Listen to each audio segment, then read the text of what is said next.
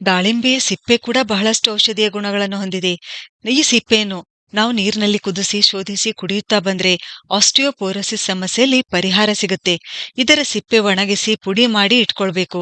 ಈ ಪುಡಿ ನಾವು ಬೆಳಗ್ಗೆ ಮತ್ತು ಸಾಯಂಕಾಲ ಒಂದೊಂದು ಚಮಚ ಸೇವಿಸುತ್ತಾ ಬಂದ್ರೆ ಲೂಸ್ ಮೋಷನ್ ಕಡಿಮೆ ಆಗುತ್ತೆ.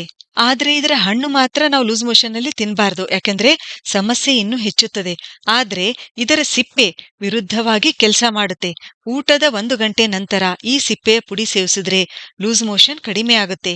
ಇನ್ನು ದಾಳಿಂಬೆ ತಿಂತಕ್ಕಂತ ಸರಿಯಾದ ಸಮಯ ಯಾವುದು, ಯಾವಾಗ ನಾವು ಇದನ್ನ ಸೇವಿಸಬೇಕು, ಇದರ ಸಂಪೂರ್ಣ ಲಾಭ ಪಡೆದುಕೊಳ್ಬೇಕಂದ್ರೆ ನಾವಿದನ್ನ ಬೆಳಿಗ್ಗೆ ಖಾಲಿ ಹೊಟ್ಟೆಯಲ್ಲಿ ಸೇವಿಸಬೇಕು, ಅಥವಾ ನಾವು ಆಮೇಲೆ ಸೇವಿಸಬೇಕಾದ್ರೆ ಊಟಕ್ಕಿಂತ 1 ಗಂಟೆ ಮೊದಲು ಸೇವಿಸಬೇಕು, ಅಥವಾ ಊಟ ಮಾಡಿದ್ಮೇಲೆ 1 ಗಂಟೆ ಆದ್ಮೇಲೆ ನಾವಿದನ್ನ ಸೇವಿಸಬೇಕು. ಮತ್ತು ಮುಖ್ಯವಾಗಿ ದಾಳಿಂಬೆ ತಿಂದ ನಂತರ ತಪ್ಪಿಯೂ ಹಾಲು ಕುಡಿಬಾರದು. ಕುಡಿದ್ರೆ ಜೀರ್ಣಕ್ರಿಯೆಗೆ ಸಂಬಂಧಿಸಿದ ಸಮಸ್ಯೆಗಳು ಉಂಟಾಗುತ್ತವೆ. ಹೀಗೆ